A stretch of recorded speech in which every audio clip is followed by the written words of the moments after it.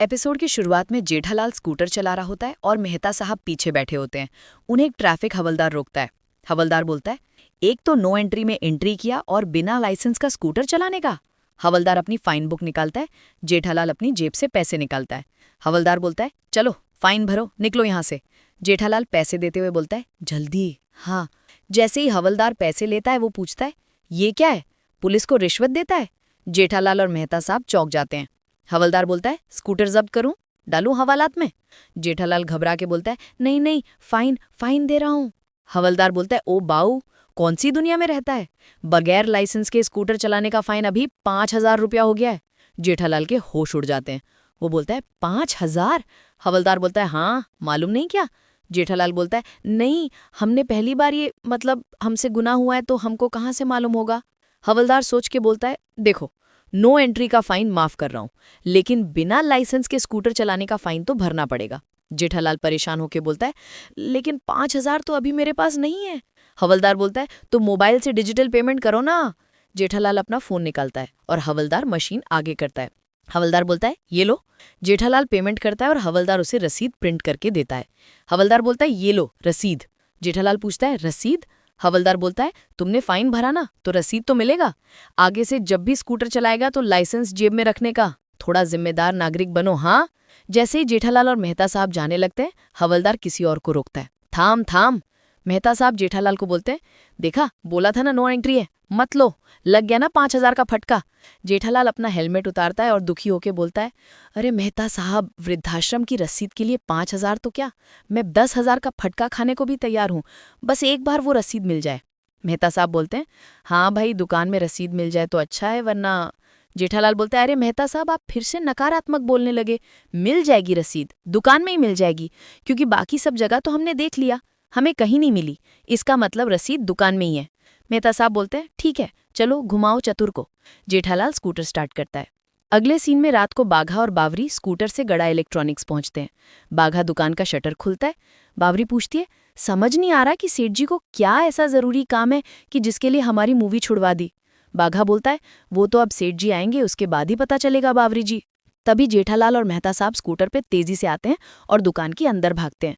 बाघा बोलता है, आगे सेठ जी, साथ में मेहता साहब भी हैं।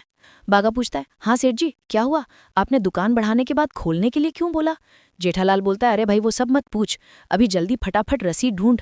बाघा पूछता है, कौन सी रसीद? जेठालाल बोलता है, अरे वृद्धाश्रम में मैंने जो चेक दिया उसकी रसीद। बाघा कंफ्यूज होके बोलता है, अरे लेकिन वो तो नट्टू काका ने मेरे सामने आपको दी थी और आपने हम दोनों के सामने अपनी जेब में रखी थी। जेठालाल अपनी पैंट की फटी हुई जेब दिखाते हुए बोलता है, अरे हाँ भाई, लेकिन मेरे पैंट की जेब फटी हुई है, उसमें से रसीद कहीं गिर गई, ये देख। बाघा और बावरी चौंक जाते हैं। बाघा बोलता है, इसीलिए बड़े सयाने कहकर गए हैं, इंसान को हमेशा अपनी जेब संभाल के चलना चाहिए, बाकी तो जैसी जिसकी सोच।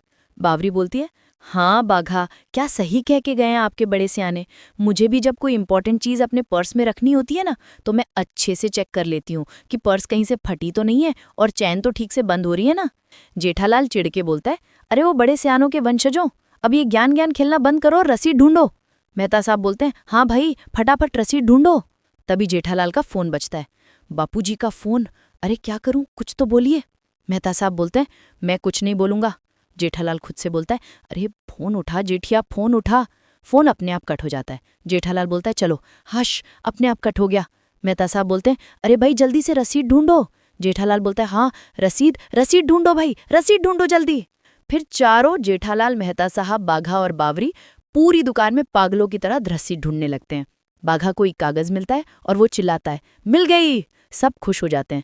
जेठालाल, सेठ जी, मिल गई। सब ताली बजाने लगते हैं। जेठालाल बाघा को गले लगाता है, मिल गई रसीद, थैंक यू भगवान, थैंक यू। इतनी परीक्षा ली, लेकिन आखिर आपने रसीद मिलवा ही दी। आप सही कह रहे थे, दुकान में ही होगी। हश, हे भगवान, थैंक यू। जेठालाल खुशी से कागज को देखता है और उसका चेहरा उतर जाता है। वो पढ़ता है, नवजीवन नाश्ता हाउस, कचौड़ी फाफड़ा फालूदा। ये तो रसीद नहीं, बिल है, ये तो 2 दिन पहले का है। हाँ, 2 दिन पहले कब मंगवाया था, मुझे याद नहीं आ रहा है। बाघा धीरे से बोलता है, सेठ जी, आप वो व्यापारी मंडल की मीटिंग में गए थे ना, तब मंगवाया था, कब से ढूंढ रहा था इसे।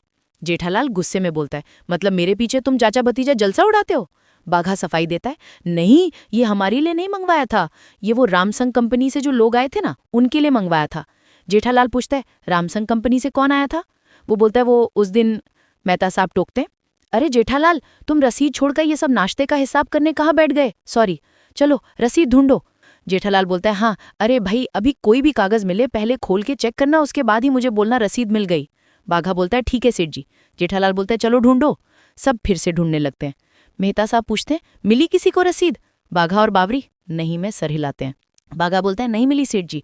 जेठालाल निराश होकर बोलता है, पूरी दुकान छान मारी लेकिन रसीद कहीं नहीं मिली।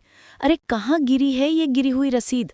बाघा एक आइडिया देता है, सेठ जी, ऐसा भी तो हो सकता है कि आप दुकान से बाहर निकले, उसके बाद रास्ते में कहीं रसीद गिर गई हो।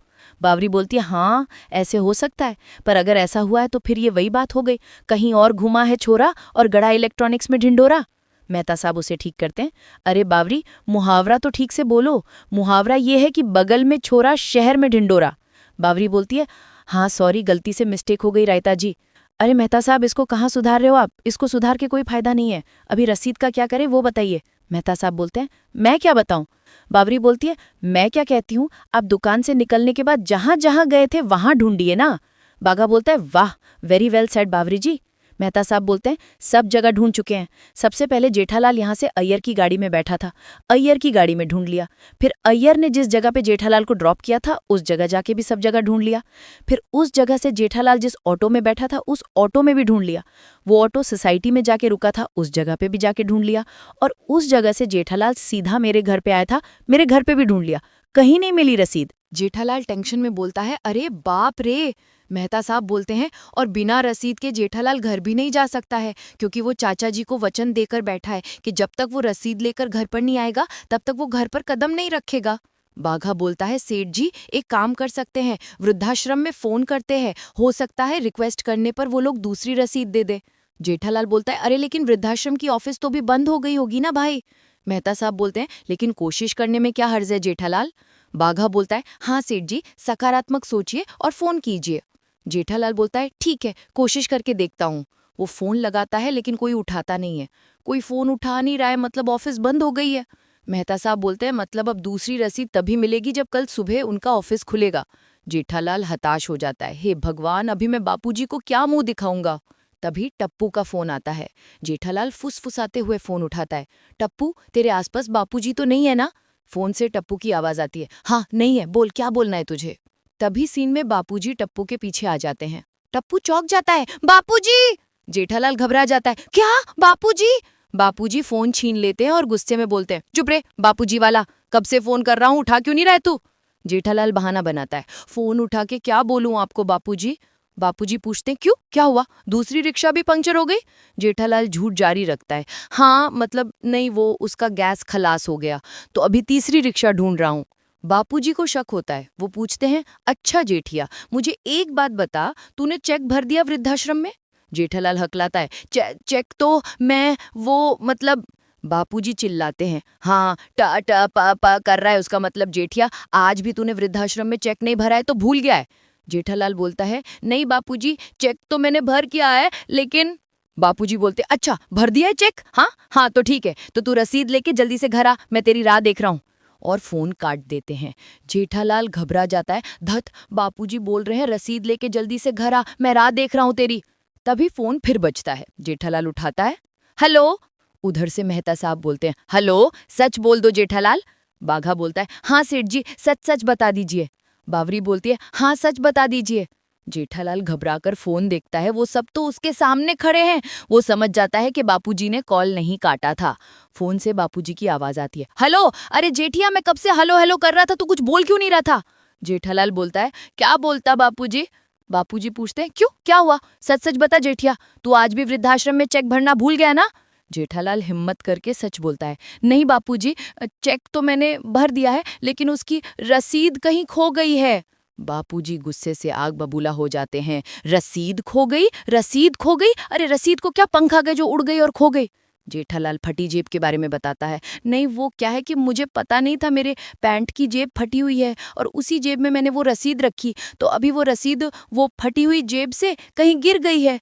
बापूजी चिल्लाते हैं, ए जेठिया जेठिया, तुझे शर्म नहीं आती? कितने बहाने बना बना के बताएगा तू? जेठालाल बोलता है, मैं बाबूजी, मैं बहाने नहीं बना रहा हूँ, मैं सच कह रहा हूँ। बापूजी बोलते, चुप रे, तूने वचन दिया था ना कि बिना रसीद के घर में कदम नहीं रखूंगा। तो ठीक है, बिना रसीद के घर पे आ रहा भी मत। अब इस घर के दरवाजे तेरे लिए तब खुलेंगे जब तू रसीद दिखाएगा। बापूजी फोन काट देते हैं। जेठालाल एकदम सदमे में खड़ा रह जाता है। बावरी मासूमियत से पूछती है, तो वो आज की रात कहाँ सोएंगे लेटा जी? जेठालाल दुखी होकर बोलता है, गोडाउन में, और कहाँ? बावरी बोलती है, ठीक है, तो मैं कल सुबह आपके लिए चाय और नाश्ता लेके आऊं? बाघा उसे रोकता है, नहीं बावरी जी, सेठ जी गोडाउन में नहीं सो सकते, वहां गद्दा भी नहीं और मच्छर भी बहुत परेशान करते हैं। सेठ जी आप एक काम कीजिए, हमारे घर चलिए। मेहता साहब बोलते हैं, जेठालाल आज की रात तो मेरे घर पे सो जा, कल सुबह जब वृद्धाश्रम का ऑफिस खुलेगा तो दूसरी रसीद लेके चाचा जी को दिखा देना, चलो। जेठालाल निराश होकर उनकी तरफ देखता है।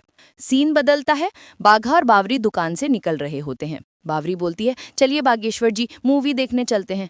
बाघा बोलता है, अभी अभी तो इंटरवल होने आया होगा। बावरी बोलती है, तो क्या हुआ, आज इंटरवल के बाद की मूवी देख लेंगे और कल इंटरवल के पहले की मूवी देख लेंगे। बाघा बोलता है, पक्की बावरी जी, आइए। अगला सीन, जेठालाल और मेहता साहब सड़क पर चल रहे होते हैं। जेठालाल रुक जाता है। मेहता साहब पूछते हैं, क्या हुआ जेठालाल, रुक क्यों गए?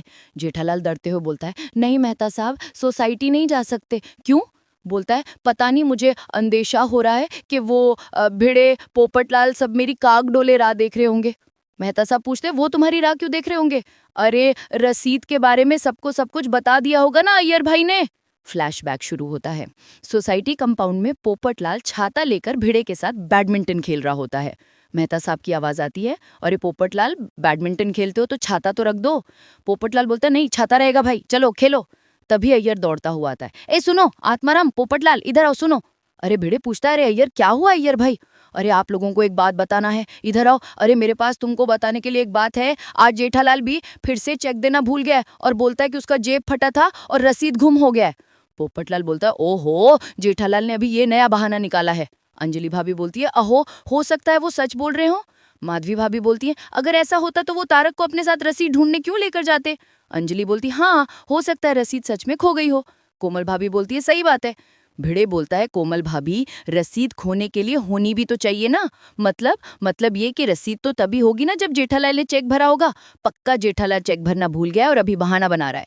अय्यर बोलता है, मुझे भी यही लग रहा है। नया मेंबर रतन बोलता है, अगर ऐसा होता तो वो चतुर को लेके क्यों जाते रसीद ढूंढने? भिड़े उसे समझाता है, अरे रतन भाई, आप नए नए आए हो, आप जेठालाल को जानते नहीं हो। जेठालाल है ना, एकदम जलेबी फाफड़ा जैसा है। मतलब दिखने में फाफड़े जैसा सीधा है, लेकिन दिमाग है ना जलेबी की तरह घुमा हुआ है। कब क्या करे कुछ कह नहीं सकते। अय्यर बोलता है, और मेरे को तो लगता है कि जेठालाल रसीद ढूंढने का नाटक कर रहा है ताकि हम लोग चाचा जी को बताएं कि रसीद गुम हो गई है। भिड़े बोलता है, हाँ करेक्ट, ये जेठालाल भी कैसे कैसे बहाने निकालता है, जेब फट गया, रसीद गुम हो गया। पोपटलाल बोलता है, जेठालाल एक नंबर का बहानेबाज है। फ्लैशबैक खत्म होता है। जेठालाल के घर पर बापूजी गुस्से में टहल रहे होते हैं। बापूजी बोलते हैं, निश्चित निश्चिता जेठिया बहाना बना रहा है, कोई रसीद वसीद खोई नहीं है उसने। टप्पू बोलता है, लेकिन दादाजी। बापूजी उसे रोकते हैं, आज जेठिया को घर में घुसने नहीं दूंगा, बड़ा वचन देकर गया ना, आने दे उसे, देखता हूं उसे। सीन गड़ा इलेक्ट्रॉनिक्स के बाहर का है। नट्टू काका बाघा को फोन करते हैं। बाघा फोन उठाता है, हाँ बोलिए नट्टू काका। नट्टू काका बोलते हैं, बाघा बॉय, सेठ जी का फोन आ रहा था पर मैं भजन में था तो पता नहीं चला, अब कुछ ठीक है ना? भागा पूरी कहानी बताता है, नहीं कुछ ठीक नहीं है, सेठ जी अभी अभी दुकान आए थे। क्यों? वो सेठ जी ने जो वृद्धाश्रम में चेक दिया था उसकी रसीद उनसे कहीं खो गई है, वही ढूंढने आए थे। बाब नट्टू काका बोलते हैं, ऐसे कैसे खो गई? उन्होंने तो रसीद हमारे सामने रखी थी जेब में। बाघा बोलता है, बराबर है, लेकिन सेठ जी की जेब अंदर से फटी हुई थी तो रसीद सड़क के कहाँ खो गई पता ही नहीं। नट्टू काका पूछते, यानी दुकान में भी नहीं मिली? बाघा बोलता है, दुकान क्या, हर जगह ढूंढा, कहीं नहीं मिली। नट्टू काका बोलते, that's very sad Bagha boy. Bagha बोलता है, हाँ, और आप तो जानते ही हैं नट्टू काका, सेठ जी ने बापूजी को वचन दिया है कि जब तक रसीद नहीं दिखाएंगे घर के अंदर कदम नहीं रखेंगे।